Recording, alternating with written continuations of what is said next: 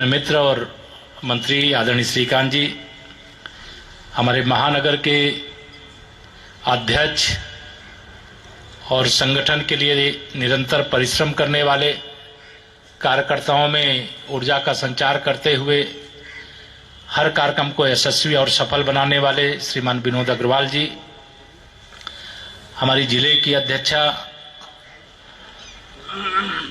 और जो लगातार कई कार्य ऐसे होते हैं जिसके लिए मुझे लखनऊ भी बहन जी फोन करती हैं, तो आपकी सक्रियता का अंदाजा लगता है अध्यक्ष के नाते। ऐसी बहन मधु शर्मा जी, हमारे गोवर्धन के लोकप्रिय विधायक आदरणीय श्री कारिंदा सिंह जी, और जिनका उद्बोधन अभी आपने सुना है, जो भगवान श्री कृष्ण जी के बड़े भाई के विधानसभा क्षेत्र का प्रतिनिधित्व करते हैं, दाऊ जी के, ऐसे पूरन प्रकाश जी, पूर्व मंत्री और वर्तमान में भी मंत्री का दर्जा प्राप्त आदरणीय रविकांत गर्ग जी, मथुरा वृंदावन नगर निगम के मेयर आदरणीय मुकेश आर्य जी, मार्च से चुनाव लड़े श्रीमान एस.के. शर्मा जी, मंच पर श्री राजू यादव जी, प्रदीप गोस्वामी जी, सुनील जी, सत्यपाल चौधरी जी, महिपाल जी, संचालन कर रहे श्री पन्नालाल जी, और सामने कई सब वरिष्ठ पूर्व अध्यक्ष और वरिष्ठ नेतागण, पत्रकार मित्रों। सबसे पहले तो मैं सोचता हूं जो आपके सामने विषय आ चुका है वो तो आपके सामने है। मैंने बिहारी जी से प्रार्थना की कि इतने दिन में अगर बुलाएंगे तो भक्त तो बेचैन हो जाएंगे, तो जल्दी से बुलाने की कृपा करें। इसके लिए उन्होंने थोड़ा सा काम, जो जरूरी काम था, उसको थोड़ा सा अधूरा छोड़ा हुआ था, और मुझे लगता है कि वो हम लगभग 15 दिन के अंदर, बिहारी जी की ही कृपा मैं मानता हूं। इसलिए जब से मैं चुनाव लड़ाने का उत्तरदायित्व आया था अध्यक्ष के नाते, जीता तो बहुत सब कार्यकर्ता मुझे बधाई दे रहे थे कि बहुत अच्छा आपकी अगुवाई में। मैंने कहा करते हैं सब, कन्हैया मेरा नाम हो रहा है। तो वही हाल है कि भगवान सब कराते हैं और मुझे श्रेय मिलता है। मैं दिल्ली से कई बार बिहारी जी के दर्शन करने के लिए आया करता था, तो यमुना एक्सप्रेस वे तक तो बहुत अच्छा रहता है, आपको सबको भी अच्छा लगता होगा, मुझे भी अच्छा लगता था। लेकिन जब नीचे उतर करके आओ तो यमुना एक्सप्रेस वे से पागल बाबा के मंदिर तक ये लगता है ना कि कुछ यमुना एक्सप्रेस वे से बाहर निकले तो कुछ उल्टा हो गया। तो आपको आज ये खुशखबरी मैं दे रहा हूं कि बिहारी जी, मुझे लग रहा है कि 15 दिन 20 दिन, जो भी 10 दिन, जल्दी से जल्दी मुझे कृपा करेंगे दर्शन देने के लिए, तो फिर इसका शिलान्यास करने के लिए आएंगे। और यह परियोजना लगभग 251 करोड़ की है, जिसकी सारी प्रक्रिया पूरी हो गई है। केवल आज पत्थर लगाने का काम, मैं यही मानता हूं, मैं श्रीकांत जी से कह रहा था कि केवल इसलिए बकाया रखा है कि मुझे जल्दी से दोबारा प्रभु दर्शन देना चाहते हैं। दूसरा, जो मथुरा वृंदावन 4 लेन, यह भी एक बड़ी समस्या थी। बीच में एक समस्या जो हमारी फॉरेस्ट से रिलेटेड थी, बीच में एनजीटी ने प्रतिबंध लगा दिया उसमें कि भाई नहीं, इसमें नहीं बना सकते हैं, लेकिन उसका निवारण हो रहा है। और मथुरा वृंदावन मार्ग भी ये लगभग 8 किलोमीटर का है, इसकी भी लागत 31 करोड़ है। इसको भी 4 लेन का बनाने की प्रक्रिया सारी पूरी हो गई है। तो इस प्रकार से लगभग 282 करोड़ की परियोजना, जिसके पत्थर आज नहीं लगे हैं, मुझे लग रहा है कि बहुत जल्दी वह पत्थर शिलान्यास की दृष्टि से यहां पर लगाने के लिए मुझे आने का सौभाग्य मिलेगा। ऐसा मैं प्रभु जी से प्रार्थना भी करता हूं, और जल्दी से जल्दी यहां से जाने के बाद उसकी प्रक्रिया को हम पूरा भी करेंगे। दूसरा, मैं आप सबके सामने आज यहां पर यह जरूर कि सड़क हो या सेतु हो, जब से आपने देखा है केंद्र में 2014 में माननीय नरेंद्र मोदी जी के नेतृत्व में सरकार बनी, तो हम गर्वपूर्वक कहते हैं कि संसार का सबसे लोकप्रिय और सबसे शक्तिशाली नेतृत्व अगर भारत को प्राप्त हुआ है तो वह 2014 में प्राप्त हुआ है, और 2019 में भी सारे ही विरोधियों की कोशिश के बावजूद दूसरी पारी भी शुरू हुई। और केंद्र में जब से सरकार बनी तब से, और 2017 में जब उत्तर प्रदेश में बिहारी जी की कृपा से, उत्तर प्रदेश के जनता जनार्दन के आशीर्वाद से, भारतीय जनता पार्टी के सभी कार्यकर्ताओं के दिन रात परिश्रम के पराकाष्ठा के बल पर हम 325 यहां पर सीटें जीते। आपके नेतृत्व में। और 325 सीटें जीतने के बाद सरकार बनी, और इस सरकार के बनने के बाद मैं दावे से कहता हूं, आपने 15 साल पीछे बुआ भतीजे की कहिए, सपा बसपा की कहिए, मुझे उसमें कोई फर्क नहीं पड़ता, सरकारों के कार्यकाल को भी देखा है। जो पूरे जिस मथुरा वृंदावन से पूरा विश्व प्रेम करता है, पूरा विश्व जिनकी भक्ति करता है, वहां की स्थिति में 2017 से पहले और 2017 के बाद, 2014 से पहले और 2014 के बाद अगर आप समीक्षा करेंगे तो आपको जमीन और आसमान का अंतर नजर आएगा। तो यह परिवर्तन आप सबके आशीर्वाद के कारण हुआ। इसी की वजह से आज मैं आप सबको जो यहां पर कुल परियोजनाएं आपको सुपुर्द कर रहा हूं, जिसकी अभी मैं चर्चा कर चुका हूं, लगभग 282 करोड़ वाली, उसके अलावा कि हम लोग 622 करोड़ रुपए की परियोजनाएं, इसके पहले जब 2017 से लेकर के जब से उत्तर प्रदेश में आपने भाजपा का कमल खिलाया, लक्ष्मी जी राधा रानी सरकार जी उसमें बैठ करके सरकार के खजाने को भी भरा और वृंदावन को भी सजाया, मथुरा को भी सजाया, पूरे उत्तर प्रदेश को सजाने का काम किया। यह मैं आप सबके सामने कहते हुए मुझे प्रसन्नता हो रही है कि विकास हमारी सरकार का लक्ष्य रहता है, और उस लक्ष्य के अंतर्गत आज हम सब लोगों ने यहां पर इस परियोजना को आपको सुपुर्द करने का काम किया। मैं आप सबको, यह मेरे लिए भी अत्यधिक प्रसन्नता की बात है। पूरा देश केवल यही जानता था कि प्रयागराज, हरिद्वार, नासिक और उज्जैन में कुंभ लगता है, लेकिन वृंदावन के कुंभ को बहुत सारे लोग नहीं जानते थे। लेकिन अभी प्रयागराज का जो कुंभ हुआ, जिस कुंभ में लगभग 24 करोड़ लोग आए और संगम की पवित्र धारा में स्नान किए, कल्पवास किए, देश और दुनिया से बड़ी संख्या में लोग आए। कि इतनी बड़ी संख्या में लोग आए तो कैसे इनकी व्यवस्था हुई और कैसे यह सब सकुशल वापस गए और कहीं कोई गंदगी देखने को नहीं मिली। और देश के प्रधानमंत्री माननीय श्री नरेंद्र मोदी जी आते हैं संगम स्नान, कुंभ स्नान के लिए, तो उनके द्वारा जो कार्य किया जाता है, संगम स्नान करना, कुंभ मेले को देखना, कुंभ के लिए सरकार के खजाने को खोलना, जिसमें आपको मालूम है संगम के तट पर, आप में से जो गए होंगे जानते होंगे, एक किला बना हुआ है, उसके अंदर अच्छे वट हैं, और अच्छे वट के पत्ते में ही ऐसी मान्यता है कि बिंदु माधव के रूप में भगवान विराजित होते हैं। उनके दर्शन पहले नहीं मिलते थे। ये पहली बार है कि मोदी जी के नेतृत्व में सरकार केंद्र में आपने बनाई थी, तो इस बार प्रयागराज के कुंभ में जो गए और अच्छे वट के दर्शन करने का भी उन्हें सौभाग्य प्राप्त हुआ। दूसरा सबसे बड़ा काम, जहां हमारी जिस पार्टी के हम लोग हैं, जिस विचार के लोग हैं, जिस संस्कार के लोग हैं, सबका विकास, सबका साथ, सबका विकास, सबको सम्मान, सबको स्थान। आपने कभी ऐसा सुना था कि देश के प्रधानमंत्री प्रयागराज के अंदर आते हैं कुंभ मेले में स्नान करने के लिए? और हम लोगों को भी पता नहीं था। और कुछ देर के बाद वहां पर जो हमारे वहां सफाई के काम में लगे हुए सफाई कर्मी थे, जमीन पर बैठ करके, और सफाई करने वाले कर्मियों को कुर्सी पर बैठा करके देश के प्रधानमंत्री अपने हाथों से उनका चरण धोने का काम करते हैं, उनको सम्मान देने का काम करते हैं। यह स्मरण इसलिए मैं दिलाना चाहता हूं कि प्रयागराज का कुंभ जितना महत्वपूर्ण है, उतना ही महत्वपूर्ण वृंदावन का कुंभ भी हम लोगों के लिए है।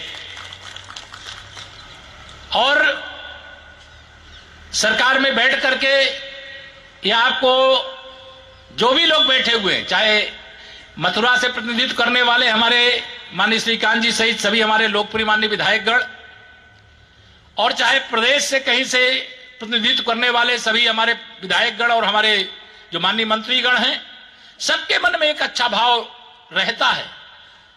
हम सब कोई भगवान श्री कृष्ण की भक्ति, भगवान शिव की भक्ति, भगवान श्री राम की भक्ति करते हैं।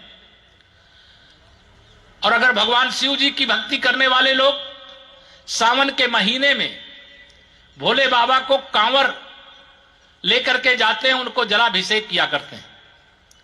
अभी कल की ही कैबिनेट में लगभग 700 करोड़ रुपए की लागत से हरिद्वार को जाने वाला जो कांवर पथ है, उसको चौधरी चरण सिंह कांवर पथ के नाम से कल ही उसको स्वीकृति प्रदान करने का काम किया गया। कल की कैबिनेट में आपने अखबारों में पढ़ा होगा। आज कुंभ का मेला हो तो सरकार का हेलीकॉप्टर आकाश में उड़ता दिखाई देता है और उसमें से तीर्थयात्रियों के ऊपर पुष्प वर्षा करता है। जो कांवर लेकर के जाते उनके ऊपर पुष्प वर्षा होती थी। और आपको याद होगा पिछली सरकारों का कार्यकाल, उस समय पुष्प की कौन कहे, लाठी वर्षा से भक्त बच जाए तो बहुत बड़ी बात होती थी। लेकिन यह अंतर आया है, यह आप सबके कारण आया। आज श्री रामलला की जन्मभूमि पर भव्य मंदिर का निर्माण इसलिए शुरू है कि आप सबके जनादेश के कारण, आप सबके समर्थन के कारण से माननीय नरेंद्र मोदी जी के नेतृत्व में दूसरी पारी शुरू हुई। 40 दिन तक देश की सर्वोच्च अदालत सुनवाई करती है और फैसला आता है, और फैसला श्री रामलला के पक्ष में आता है। और रामलला के भव्य मंदिर निर्माण के लिए 5 अगस्त को देश के प्रधानमंत्री जी भूमि पूजन करने के लिए जाते हैं। मैं यहां स्मरण आपको इसलिए दिला रहा हूं, जो तुष्टीकरण की केवल राजनीति करते हैं, न्याय नहीं करते, जो नरेंद्र मोदी जी के नेतृत्व में चाहे गरीब आदमी हो, चाहे मजदूर हो, चाहे किसान हो, चाहे छोटा व्यापारी हो, सबका साथ सबका विकास, गरीब और अमीर के बीच में कोई भेदभाव नहीं, इस संकल्प के साथ जो काम करते हैं वह हमारे आदर्श नेता हैं। कोरोना का कालखंड आया, लॉकडाउन और अनलॉकडाउन दोनों का सामना देश ने किया, कर रहा है। और उस ऐसे समय में हमारे प्रधानमंत्री जी ने क्या कहा कि अगर भारतीय जनता पार्टी के हमारे दोनों अध्यक्ष यहां पर बैठे हैं और देश भर के जो संगठन का काम करते हैं, उनको एक मंत्र दिया कि भाजपा का संगठन चलाने का मतलब केवल यह नहीं है कि आप चुनाव लड़ाएं, चुनाव जिताएं, सरकार बनाएं। संगठन का मतलब सेवा करना है। और कोरोना काल में सरकार के माध्यम से भी, समाज के माध्यम से भी, लेकिन संगठन के माध्यम से भी जो सेवा हुई है, मैं उसके लिए आप सबका अभिनंदन करता हूं, आप सबको बधाई देता हूं। और सेवा के संकल्प को लेकर के सत्ता में है। सत्ता में पहुंचने के बाद सुख भोगने के लिए नहीं गए हैं। आप में से किसी ने सुना नहीं होगा कि एक दिन की भी छुट्टी, माननीय नरेंद्र मोदी जी प्रधानमंत्री पद की शपथ लेने के बाद एक दिन की भी छुट्टी लेने का कोई समाचार है क्या आपके पास, किसी के पास? रात दिन हमारे उत्तर प्रदेश के मुख्यमंत्री आदरणीय योगी जी हैं, कोई दिन देखते हैं क्या छुट्टी मना रहे हो? हमारे पूरी मंत्रिपरिषद की टीम, सारे लोगों का एक ही लक्ष्य है कि हमें प्रदेश की जनता ने इतना बड़ा जनादेश दिया है और उस जनादेश का सम्मान करते हुए उनकी सेवा में हम अपनी पूरी शक्ति लगा देंगे, भ्रष्टाचार के रास्ते बंद कर देंगे। और जिस उत्तर प्रदेश को सर्वोत्तम प्रदेश होना चाहिए था, 15 साल में जो पीछे गया है, हम 5 साल में उसे 50 साल आगे ले जाने का काम करेंगे। इसी के क्रम में विकास की गंगा प्रदेश के अंदर बह रही है। चाहे वह बिजली का जो विषय चल रहा है, आपकी ऊर्जा मंत्रालय मथुरा के पास है, आपके पास है, वृंदावन के पास है, लेकिन आज प्रदेश के किसी कोने में आप जाइए, आपको गौरव की अनुभूति होगी। क्योंकि आपके यहां पूरे प्रदेश के लोग आते हैं, आप में से भी बहुत सारे लोग प्रदेश के अलग हिस्सों में जाते होंगे। पहले क्या होता था, बिजली का आता पता नहीं होता था। मैं स्वयं जहां का रहने वाला हूं, उस समय 4 घंटे 6 घंटे 8 घंटे बिजली मिल जाए बहुत बड़ी बात होती। मैं नहीं जानता मथुरा वृंदावन में उस समय कितनी मिलती थी हमारी सरकार आने से पहले। 6 घंटे। उस समय कहते थे कि केवल हमारा रोस्टर चेंज करवा दो, शाम को नींद आ जाए, बच्चे पढ़ ले, छोटा सा व्यापार हमारा, हम व्यापार कर ले। किसान कहते थे हम सिंचाई कर ले। लेकिन आज इस बात का रोना प्रदेश के किसी जिले में नहीं रोना पड़ता है, क्योंकि उत्तर प्रदेश में योगी जी के नेतृत्व वाली सरकार के ऊर्जा मंत्री आपके लोकप्रिय विधायक श्रीकांत शर्मा जी। मैं आप सबको इसलिए ये बात बताना चाहता हूं, सड़कों के मामले में सड़कें पहले भी बनती थी, लेकिन मैं 2-3 चीजें आपकी जानकारी के लिए जरूर देना चाहूंगा। हम लोग सरकार में आए कि क्या केवल हमारा सड़क बनाना काम है क्या? सड़क तो बनाने का काम विभाग निरंतर करता ही रहता है। कुछ अलग से क्या कर सकते हैं? जब मैं 2017-18 में सरकार का दायित्व संभाला, लोक निर्माण विभाग मेरे जिम्मे आया, तो जो टॉपर प्रतिभाशाली छात्र थे प्रदेश के, उनके एक कार्यक्रम में मुझे संयोग से जाने का मौका मिला। मैंने वहीं घोषणा की थी कि उत्तर प्रदेश के अंदर यूपी बोर्ड के जो बच्चे हैं, हाई स्कूल और इंटर में जो टॉप 20 में स्थान अपना अर्जित करेंगे, उनके घर तक की सड़क उस बच्चे के नाम से डॉक्टर एपीजे अब्दुल कलाम गौरव पथ के रूप में बनाने का काम करेंगे। आपको यह बताते हुए मुझे खुशी हो रही है कि हम लोगों ने अभी तक उत्तर प्रदेश के अंदर 2020 के लगभग, हमने बहुत ज्यादा सड़कें नहीं थी ऐसी, लेकिन लगभग हमने 85 किलोमीटर सड़कें बना करके जो बच्चे टॉपर आए उनको दे चुके हैं। उसमें 30 करोड़ से अधिक की लागत से बनाए, बच्चे का फोटो लगाए, उसके नाम से बनाए। क्या लक्ष्य है कि दूसरे बच्चे के अंदर भी ये भावना जगे कि हमें भी टॉपर बनना है, फिर मेरी भी फोटो लगेगी तो मेरे घर तक भी सड़क बनेगी। हमारे प्रदेश के अंदर अनेक प्रतिभाशाली खिलाड़ी थे, लेकिन उन खिलाड़ियों का क्या होता था? जब कोई खेल पदक जीत करके आए, हमारे मीडिया के मित्र लोग एक दिन अखबार में छापते थे, एक दिन टेलीविजन में दिखाते थे, उसके बाद उनके गांव क्षेत्र के लोगों को भी पता नहीं चलता था कि कौन खिलाड़ी है, किस गांव का रहने वाला है, उसका नाम क्या है। लेकिन हमारे यहां हम लोगों ने तय किया कि जो उत्तर प्रदेश के अंदर राष्ट्रीय स्तर का, अंतर्राष्ट्रीय स्तर का पदक जीत करके लाएगा, उसके घर तक की सड़क मेजर ध्यानचंद विजय पथ के नाम से उस बच्चे का फोटो, खिलाड़ी का फोटो लगा करके उसके घर तक की सड़क बनाने का काम करेंगे। आपके जिले के अंदर भी 2 ऐसे खिलाड़ी हैं। मैं चाहूंगा विभाग के लोग, लंबा भाषण ना हो जाए, इसलिए वह सूचना मीडिया के लोगों को, सूचना विभाग के लोगों को वो देने का काम करेंगे। मैं एक और जानकारी आपको देना चाहता हूं। हमारे देश के लिए आज हम सुरक्षित महसूस कर रहे हैं। आज पहले तो पाकिस्तान की रोज हरकतें होती थी, आजकल चीन भी हरकत करने लगा था।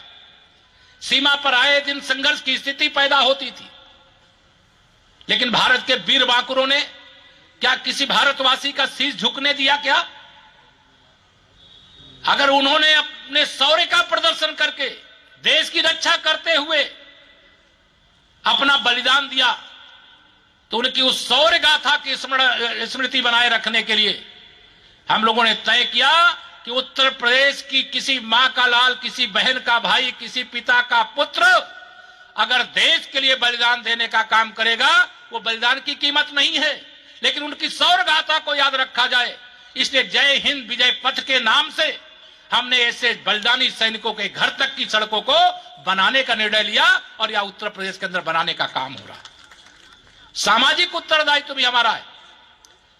हमने लोक निर्माण विभाग के सारे अधिकारियों को एक दिन बैठाया, हमने कहा कोरोना काल चल रहा है, हम सड़क बना रहे हैं, इस समय सड़क नहीं बनाना है, लॉकडाउन चल रहा है, लेकिन उत्तर प्रदेश सहित देश के अलग अलग हिस्सों से लोग भूखे आ रहे हैं।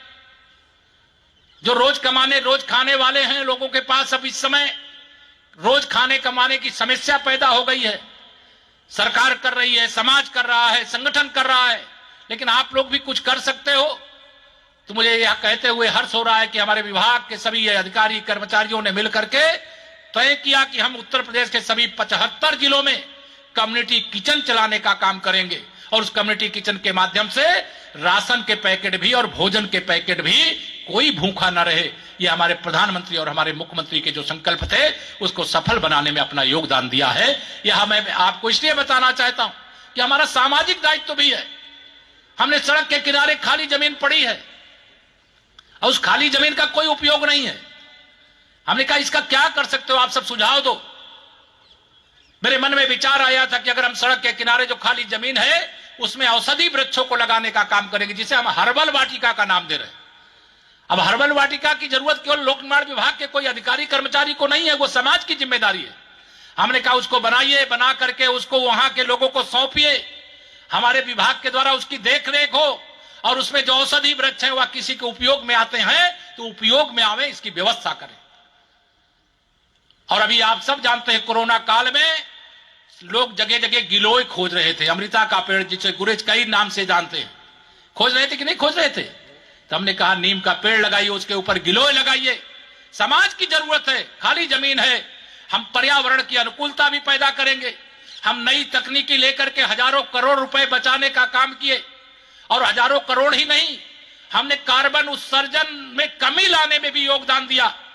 अभी प्रदेश के अंदर प्लास्टिक वेस्ट जो है, ऐसी तमाम सामग्री जहां आए दिन देखते हैं, हम जिस नगरी में आए हुए हैं, या नगरी ही नहीं है पूरी धरती, भगवान श्री कृष्ण को गोपाल भी कहा जाता है। वो गौ माता के सेवक के रूप में गौ माता को चराने का काम किए थे। आज वही गौ माता अगर हम पन्नियों में लपेट करके ऐसी कोई सामग्री सड़क पर डाल देते हैं, उसी को खाने के बाद वह बीमार पड़ती है, किस प्रकार की कठिनाई होती है उसका मुझे वर्णन करने की आवश्यकता नहीं है। हम लोगों ने तय किया कि उत्तर प्रदेश में जो ऐसी प्लास्टिक जिसको कचरे के रूप में फेंक दिया जाता है वो प्रदूषण फैलाने का काम करता है, अब प्लास्टिक की सड़कें भी पीडब्ल्यूडी बनाने का काम शुरू कर चुका है। अभी राष्ट्रीय प्रदूषण नियंत्रण दिवस के दिन हम 1500 किलोमीटर और सड़कें बनाने का संकल्प लिए हैं कि जिससे इस प्रकार की बर्बादी को रोका जा सके। मैं आप सबको इतना जानकारी केवल इसलिए दिया कि जिससे कि हम क्या क्या किस किस क्षेत्र में करते हैं उसका आपको ध्यान है। अंत में मैं अपनी बातें समाप्त करने से पहले एक बार इस वृंदावन की धरती से अपने किसान भाइयों से अपील करना चाहता हूं। किसान हमारा अभिमान है, किसान अन्नदाता है, लेकिन मेरे किसान भाइयों, मैं भी किसान का बेटा हूं, इसलिए आपके लिए कहना चाहता हूं, किसी के बरगलाने में मत आइए। राजनीतिक विरोध के कारण पूरे देश में भाजपा और मोदी बनाम हाल हो गया है। अब किसानों के कंधे पर बंदूक रख करके चलाने की कोशिश की जा रही है। आंदोलन में ऐसे अराजक लोग घुसने का काम कर रहे हैं जिनकी अराजकता का इतिहास देश को पता है, प्रदेश को पता है। जब प्रदेश केंद्र की सरकार किसान संगठनों के नेताओं के साथ कई दौर की वार्ता करके जो उन्होंने सुझाव दिए, उन सारे सुझावों को मानने का एक प्रस्ताव लिखित में भेज दिया और उसके बाद फिर कार्यक्रम में एक प्रेस करके कहा जा रहा है हमारे माननीय कृषि मंत्री जी, हमारे माननीय रेल मंत्री जी के माध्यम से कि किसान भाइयों को अभी भी कोई आपत्ति है तो सरकार से कहें, सरकार उस बात को मानेगी, विचार करेगी। लेकिन इतने सारे प्रस्ताव जो सुझाव दिए गए उसके बाद अगर ये कहना कि हम फिर भी आंदोलन करेंगे, तो मैं यह कहना चाहता हूं कि मेरे किसान भाइयों, यह देश बहुत बड़ा है। जब कोई केंद्र सरकार कानून बनाती है तो कोई एक राज्य और दो राज्यों को ध्यान में रख करके नहीं बनाती है, संपूर्ण देश के किसानों को ध्यान में रख करके बनाती है। और कांग्रेस का इतिहास मैं याद दिलाना चाह रहा हूं।